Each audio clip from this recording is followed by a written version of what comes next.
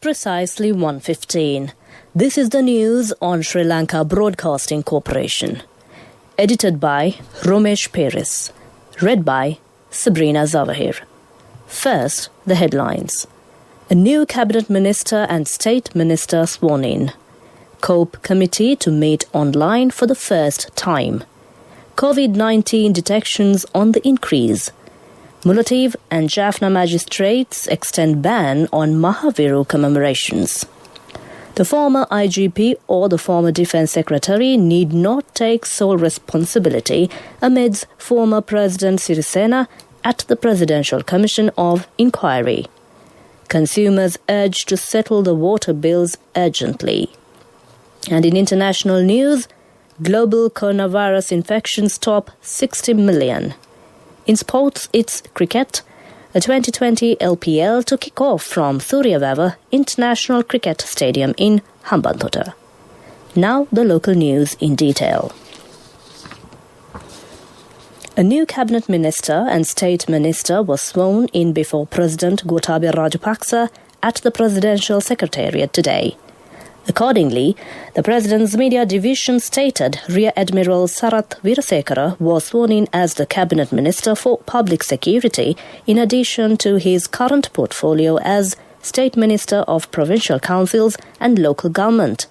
Meanwhile, Chamal Rajapaksa was sworn in as State Minister of Defence, Home Affairs and Disaster Management in addition to his Cabinet Ministry portfolios. Another 208 new COVID-19 cases have been detected in the country today, bringing the total number of infections to 21,469. Accordingly, a total of 502 COVID-19 cases have been detected in Sri Lanka today. The epidemiology unit of the Ministry of Health said 5,928 individuals, including 11 foreign nationals, are currently receiving treatment for coronavirus in the island. Meanwhile, earlier today, 485 COVID-19 patients recovered and were discharged from hospitals, increasing the number of recoveries in Sri Lanka to 15,447. 577 suspected cases remain under medical observation. 96 persons have also died with COVID-19 in the country. The Mullaitivu and Jaffna Magistrates Courts yesterday upheld submissions by the Attorney General's Department and ordered the prohibition of Mahaviru commemoration ceremonies.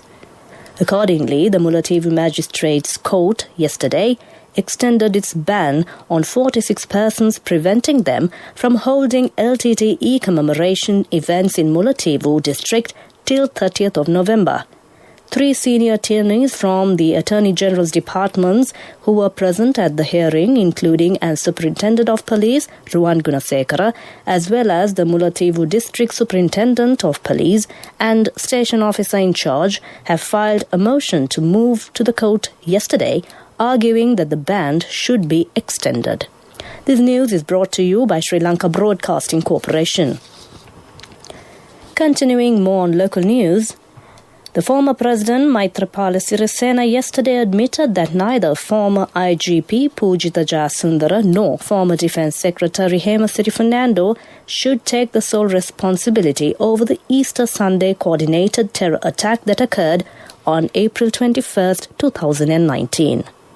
He made the above statement while responding to the cross-examining led by Attorney-at-Law Dilshan Jayasuriya on behalf of former Defence Secretary Hemasiri Fernando at the Presidential Commission of Inquiry probing Easter Sunday attacks. Attorney-at-Law Jayasuriya questioned the witness on former SS Director Nilantha Jayawardana's failure to communicate the initial intelligence received from a foreign counterpart on April 4, 2019. The former president said it was a collective responsibility and that all the officials who received the information should take the responsibility.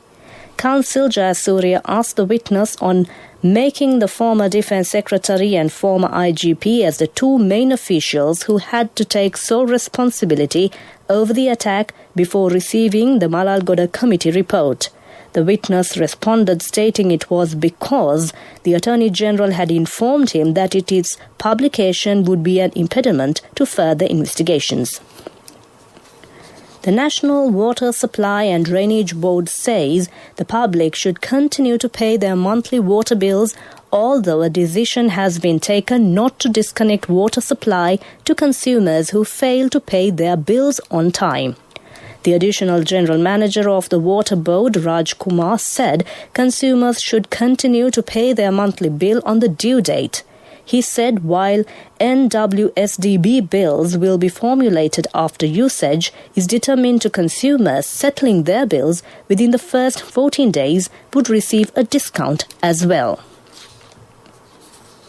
A host of artifacts, including 4 golden caskets and a crystalline casket containing sacred relics, had been discovered during the ongoing excavations in the Digavapi Chaitya site. The Director General of the Archaeology, Senarath Dissanayake, said it was for the first time that 4 golden caskets containing sacred relics had been found in one location. Archaeologists said the finds included 2 crystals in the crystalline casket that could be the remnants of ornaments, and any such had never been found earlier. The archaeological officers had taken about 12 hours to reach the location of the caskets and to take them out. Dr. Senarath Dissanayake said excavations and the conservation project would take about 3 years. With that, we conclude the local news. A mother knows the pain of each member of the family. Siddhalepa, the trusted relief for aches and pains. An effective therapy for relief from cold, sneezing, flu, headaches, swelling due to toothaches, rheumatic, discomforts, and muscular aches and pains. Siddhalepa, the Veda Mahatmya in every home. The main news story is brought to you by Siddhalepa Veda Mahatmya. The Committee on Public Enterprises is scheduled to meet online today for the first time. The COPE chairman, Professor Charita Herath, said accordingly the environmental audit report on water pollution of Kalani River is scheduled to be discussed online today. The Communications Department of the Parliament stated that the purpose of using online technology is to minimize the number of attendees and to make the committee more efficient as it operates in accordance with the COVID-19 health regulations and safety measures. That was our main news story. The main news story was brought to you by Siddhalepa Veda Mahatmya.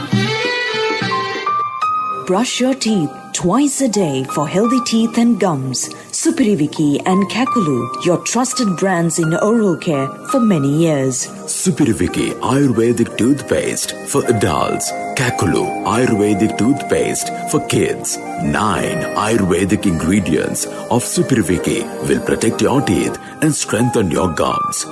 Supiriviki and Kakulu, products from Siddhalepa.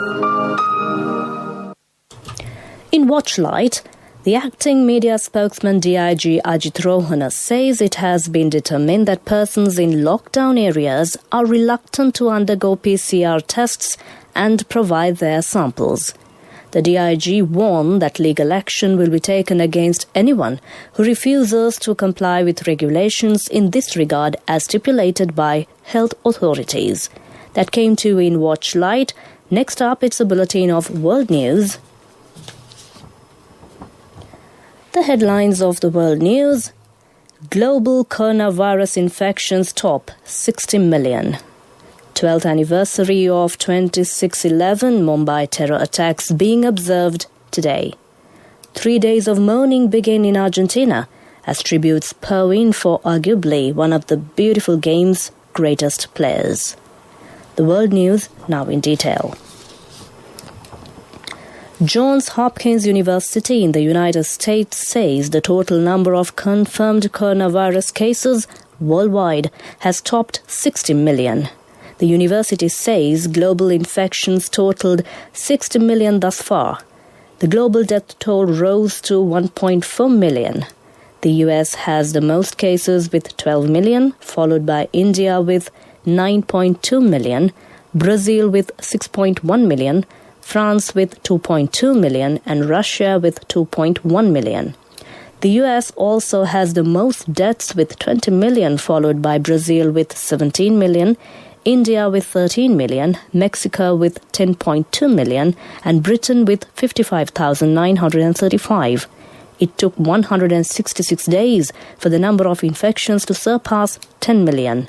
But the pace has gradually quickened. The figure reached the 60 million mark from 50 million in 17 days. The 12th anniversary of the 26/11 Mumbai terror attacks being observed today. The city police is organizing an event to pay homage to the martyred security personnel, to be attended by only a limited number of people in view of the pandemic. The ceremony will be held at the newly built memorial at the police headquarters in South Mumbai on the 9th of November 26, 2008. 10 heavily armed Pakistan-based Lashkar-e-Taiba terrorists landed in Mumbai and went on a rampage. More than 160 people, including foreign nationals, were killed in the attack that lasted for 4 days. The 26/11 attack transformed India's outlook towards national security and lent to strengthen its maritime surveillance and interagency coordination and dissemination of information. 3 days of national mourning have begun in Argentina after Maradona, who died yesterday at the age of 60. His body will lie in state at the Casa Rosada, the seat of the Argentina government, during that time. Maradona, who played for clubs including Barcelona and Napoli, was captain when Argentina won the 1986 World Cup, scoring the famous Hand of God goal against England in the quarterfinals. Former Tottenham midfielder Ariels, who played alongside Maradona at the 1982 World Cup, said he was a god in Argentina, in Naples, and all around the world. Messi and Ronaldo were among the current players to pay tribute, while Brazilian football great Pelé said he hoped one day they would play the ball together in the sky. The Vatican said Pope Francis, an Argentinian and a football fan, would be remembering Maradona in his prayers. Prior to concluding the world news, the headlines once again. Global coronavirus infections top 60 million. 12th anniversary of 26/11 Mumbai terror attacks being observed today. 3 days of mourning begin in Argentina as tributes pour in for arguably one of the beautiful game's greatest players. With that, we conclude the world news. Next up is the development news. Taking a look at the development news, the Asian Development Bank says it has approved a $165 million loan to Sri Lanka to provide immediate financing support for small and medium enterprises which have been severely affected by the COVID-19 pandemic, and long-term financing to underserved SMEs, including business led by women and tea smallholders. The ADB observed that COVID-19 has gravely hit Sri Lanka's economy due to the decline in demand and supply chain disruption in export-oriented industries, which has led to an economic slowdown that gradually spread across other sectors. Financial support is critical for SMEs to revive their businesses, which account for over 45% of total employment and 52% of gross domestic product of Sri Lanka. The new financing will build on the ongoing small and medium-sized enterprises line of credit project, which ADB approved in 2016 to strengthen SMEs' access to finance. That was development news. Sports news follows. In sports, the inaugural Lanka Premier League tournament will get underway today at the Suryavava International Cricket Stadium in Hambantota. The opening ceremony of the 2020 LPL is scheduled to get underway at 3:30 p.m., while the final of the 23-match tournament will be worked off in Hambantota on the 16th of December. 5 teams, Colombo Kings, Kandy Tuskers, Gol Gladiators, Jaffna Stallions and Dambulla Vikings will compete for honours. The opening clash between Colombo and Kandy is scheduled to take place at 7:30 p.m. tonight.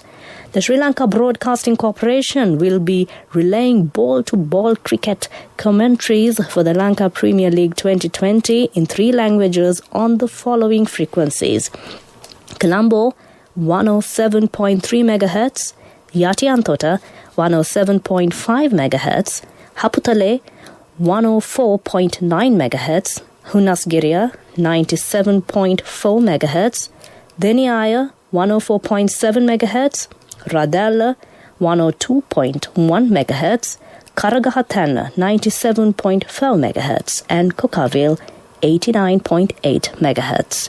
That ends sports news. Business news follows. Empower your dreams with NSV Wings. NSV Wings. Recharge the high goals. Business news. Sponsored by National Savings Bank. The safest place for your money. In business news, Hilton announced the opening of Doubletree by Hilton Veeravilla Rajavanu Resort, a new 3-story, 78-room modern resort in Veeravilla, Sri Lanka. The newly built resort is owned by KDU Adventures Private Limited and joins Hilton Colombo and Hilton Colombo Residencies as the third hotel to be managed by Hilton in the country. Located amongst lush bird sanctuaries and in the midst of 3 of Asia's most visited wildlife parks, makes Doubletree by Hilton Veeravilla Rajavanu Resort a natural choice for business and leisure travelers alike. Doubletree by Hilton Veeravilla Rajavanu Resort is located 25 kilometers from Mattala Rajapaksa International and just over a half-an-hour drive from Hambantota Port District and an up-and-coming commercial zone in the south of the country. That ends business news. Business news. Sponsored by National Savings Bank. The safest place for your money. The wait is over and it's time for you to experience happiness. It's time to remap the graph for success. It's time to rebuild your empire. It's time to initiate your entrepreneur dreams. Empower your dreams with NSV Wings. Get your 2-year personal loan for just 7% per annum, starting from 500,000 rupees to 10 million rupees. All you need is just one guarantee.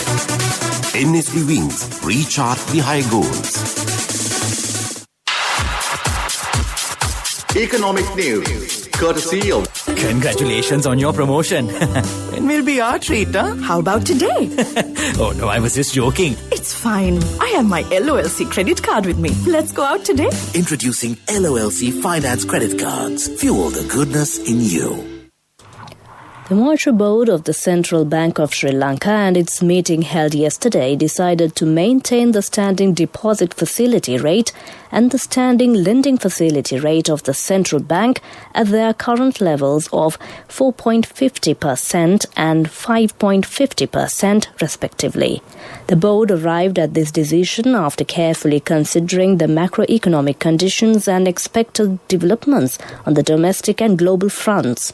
The board, having noted the reduction in overall market lending rates so far during the year, stressed the need for a continued downward adjustment in lending rates to boost economic growth in the absence of demand-driven inflationary pressures, particularly considering the significant levels of excess liquidity prevailing in the domestic money market. That ends economic news. Hello, Puta. Did you land already? We're in transit and our flight got delayed. How is Shani? Poor thing with her pregnancy. Calm down, everything is sorted. Why, I have my LOLC World Card with me. We are at the VIP lounge. LOLC Finance Credit Cards. Fuel the goodness in you. Finally, it's a look at the weather report. The Met Department says the severe cyclonic storm Nivar, which was located over the southwest Bay of Bengal, has made landfall off the coast Tamil Nadu of India, moves northwestwards and gradually weakening. The influence of the weather over the island from this cyclonic storm will be gradually reduced. Several spells of showers will occur in the northwestern, western and Sabaragamuwa provinces and in Jaffna, Mannar, Gaul and Mathura districts. Showers or thunder showers may occur at a few places in Uva province and in Ampara and Batticaloa districts in the afternoon. The general public has been requested to take adequate precautions to minimize damages caused by temporary, localized strong winds and lightning during thunder showers. That was the weather report, and prior to concluding this bulletin of news, the headlines once again. A new cabinet minister and state minister sworn in. COPE committee to meet online for the first time. COVID-19 detections on the increase. Mullaitivu and Jaffna magistrates extended ban on Mahaviru commemorations. The former IGP or the former Defence Secretary need not take sole responsibility amidst former President Sirisena at the Presidential Commission of Inquiry. Consumers urged to settle the water bills urgently. With that, we conclude the news.